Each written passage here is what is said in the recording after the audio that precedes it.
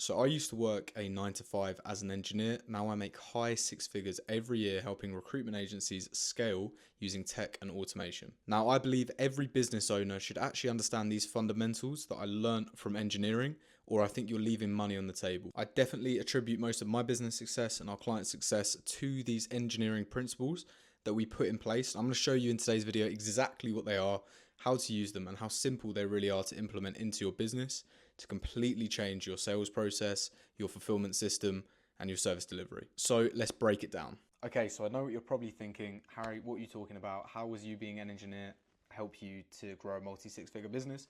I'm going to explain it exactly step by step today. It's not just helping me, but it's also helping our clients scale their businesses through the use of these principles. So let's get into it.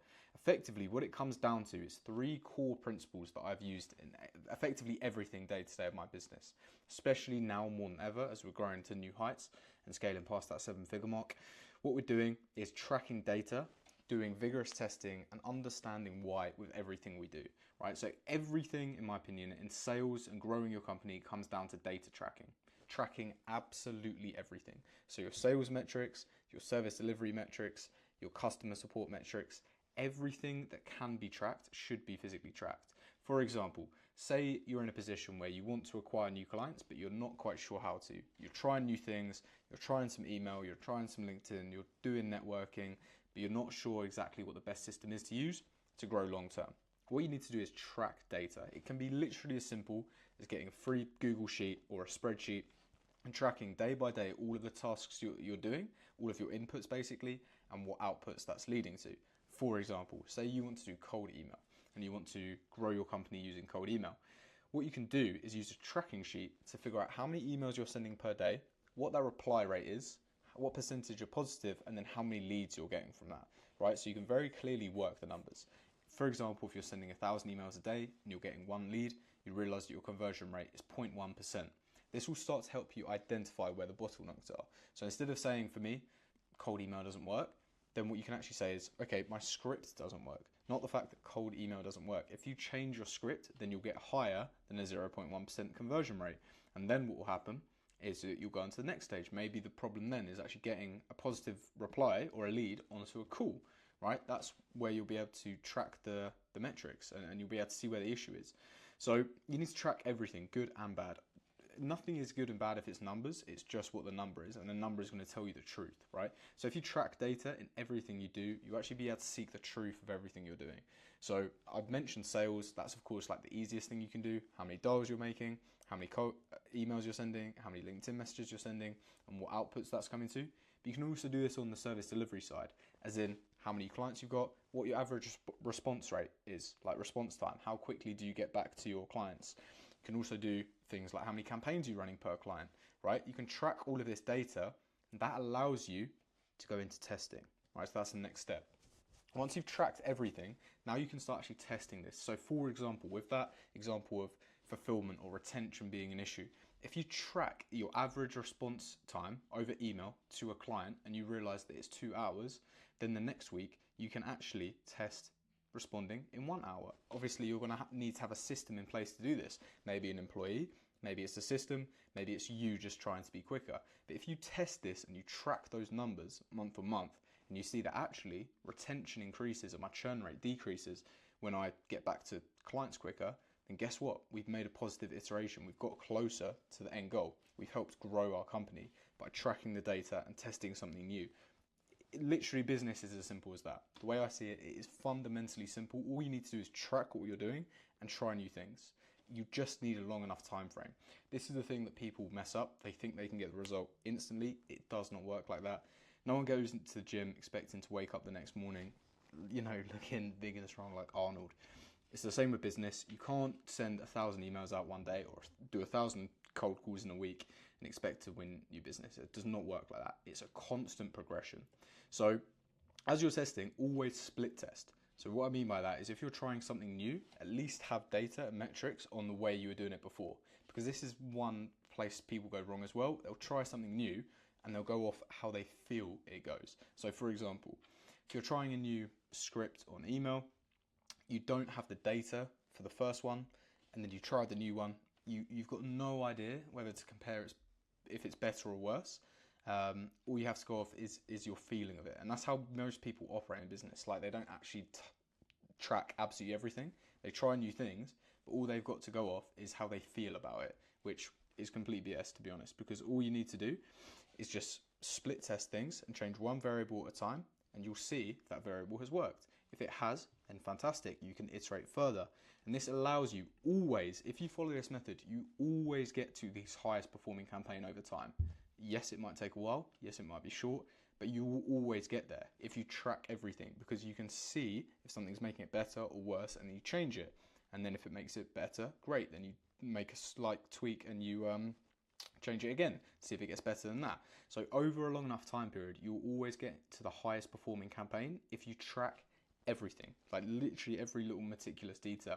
That in itself is not easy, but luckily, you know, when my previous role was an engineer and I have a qualification, a university degree as an engineer, I understand the importance of this, right? And I think that's why it served me well in business. But if you don't have this background in engineering, I'm just bringing light to the fact you should be doing this, tracking everything you're doing and testing one variable at a time to see if that makes a difference. So say, for example, you have that campaign, you have that cold email campaign, you've tracked that data, you've done a split test with a new script, and the new script works. It performs better than the previous one. The next best thing, like the most important thing here, is to understand why.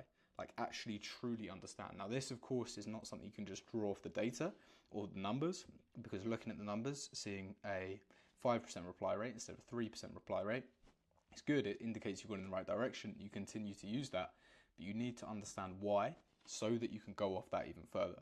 So what I mean by that is maybe you've shortened your script, right? What we see is typically emails perform best when they're under 50 words. In fact, the shorter the better. We have like 10 email word templates that absolutely crush it for ourselves and our clients. And if you're doing cold email, that's one thing I recommend. Keep your emails as short as physically possible, because we live in an attention economy. It's very hard to get people's attention. No one is, you know, like scrolling through a phone and reading everything. They're just getting that initial hook, right? And we need to give them like a dopamine spike, a dopamine rush, get them hooked on the first bit of the message so that they continue to read the rest. And the best way to do that is by keeping it super short so you can process things quickly. But this is what it comes down to. Understand, because when you understand why something has worked or something hasn't worked, you can avoid that or use it in the future. So if we know that a shorter email has worked because of attention span, then the next iteration potentially would be to make it even shorter or say something that would grab their attention more. And then we can test that. So once again, it's really, really not just the fact that it works, but it's important as an engineer, if you're going to look at this from a engineering point of view, understanding why it works, because that will help you level up again even further the next time you test something, okay? Understand the fundamentals and apply it elsewhere, right? And another reason why this is so important, like the data tracking side of things, is because I see 99% of business owners fall under this category when it comes to sales. If you're running your own sales, or maybe even running your own sales team, it's very easy to get into an emotional way of thinking. And I know I do this, honestly, more often than I'd like to, but I'm only human and it happens, right? And if you're currently trying to acquire clients, doing loads of cold calls, maybe you have a business development or an SDR employed and nothing's working, you're feeling very, very frustrated, it's easy to be emotional and it's easy to make rush decisions that could actually bite you in the long run. Because you're not tracking your data, you might actually realize that instead of there being a fundamental issue with your system and your salespeople or your sales yourself, there's something else in the way that's not allowing your system to work. So for example, if you're doing calls, maybe it's not the fact that people are not responding to your message on the phone, but it's they're not picking up the phone, right? And that, I know that might seem obvious, but if you're not tracking data with this sort of stuff, it's very hard to realize what the true problem, the true bottleneck actually is in your business, right? And if you weren't tracking this, you'd look at this emotionally and go, oh, this cold calling doesn't work, it's not working, I don't know what to do, I need a better salesperson, get me a better salesperson, right? Or, you know, I can't do this, I need to start using a new script. But if you look at it logically and rationally, then you can actually understand, okay, pickup rate is an issue, what can I do to increase pickup rate?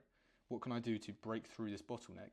Maybe looking at CRMs or systems that can do multiple dials at any given time, and then you actually speak to the person who's picked up, right? That's one way you can get around it. Another one is potentially buying lists of emails or phone numbers, I should say, that are actually verified and actually active, right? But if you didn't track this, you'd have no idea what's going on, and you just look at everything extremely emotionally. And you know, in business, if you go off emotions, you're not going to last very long. So that's one of the things that I think an engineering mindset, as you look at business, will help you with. Instead of looking at things emotionally and making emotional decisions, make logical and rational decisions. Yes, it will probably take longer than you want. Yes, it might be more difficult to do that because you'll have to endure slow times and stuff like that. But over time, you always get to the highest performing campaign, the highest performing way of doing things if you're doing all of this and split testing, right? So this is actually the way that I look at my business now. So I used to work on engines. I used to actually design components of engines. Like for example, in here, there'll be like a piston, a con rod, and everything that makes up an engine. I used to actually design these, so I understand how they work. But you don't need to understand how an engine, a combustion engine works to operate a business. 99% of people who have business do not understand that. But what the way of looking at it can be is understanding that, first of all, an engine is only as powerful as its weakest links, right? You're only as strong as your weakest links.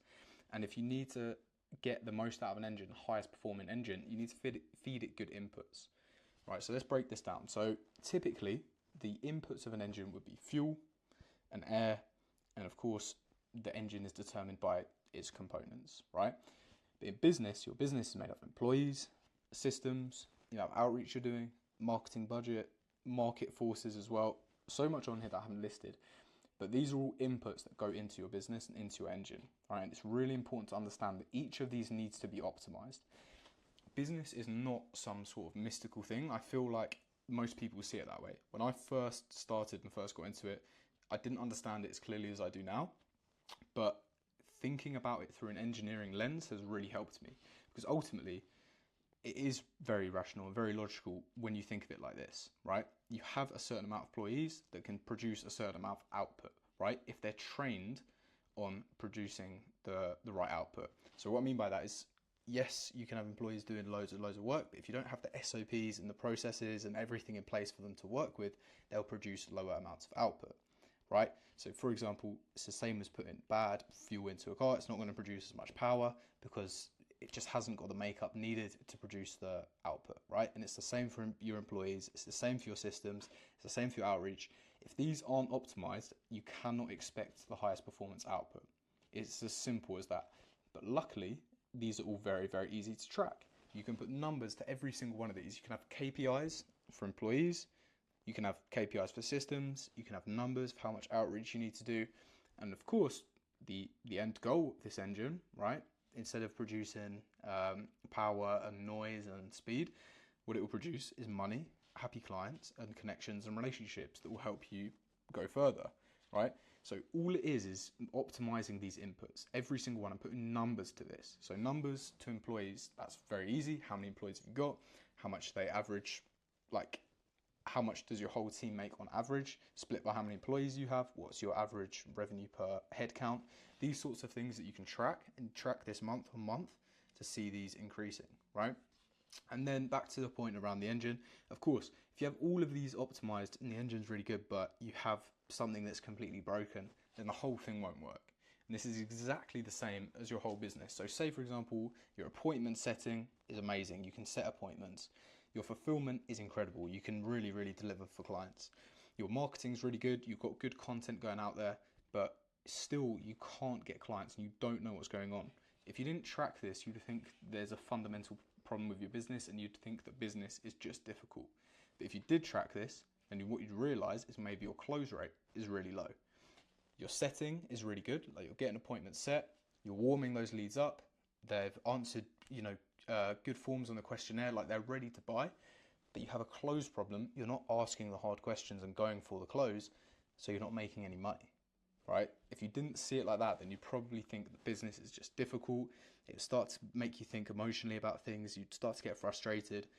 But if you look at it from a standpoint of literally tracking every single thing in the business meticulously, then you'd understand close rate is the issue. How can we increase close rate, right? Either look for new closers, upskill your current closers, or have a new sales process. Now let's test these and put numbers to these. So let's test the new closer. Let's see his close rate, track his close rate. Let's put the system in place and over the next 2 to 3 weeks, track the closer's performance, right? So it really is as simple as identifying what your bottleneck is, overcoming it, and then moving on to the next weakest thing until your whole system is just perfectly aligned. Everything's running as it should do, everything's good. And then it's a simple question when you're in that point: how do you grow? Pour more fuel in, right? Get more employees, upskill your systems, do more outreach, increase marketing budget, and you'll produce more money, happier clients, and so on and so forth, right? So that's probably me waffling a little bit, but this is how we scale companies. This is how we scaled our own, and how we're helping recruitment companies specifically scale now as well. So if you are a recruitment agency and you're interested in looking at your company through this lens and genuinely growing your pipeline, then we've got a link in the description. You can go through, watch our training video on our 3P system that we use, very similar to this. And if you're interested in that, then feel free to book a call. No stress if not. But I hope this video has been helpful on helping you understand that looking through an engineering lens into business will help you actually scale much quicker with less headaches, and you'll be able to look at things more rationally and logically. So yeah, book a call if that sounds good to you, and I'll see you on the next video.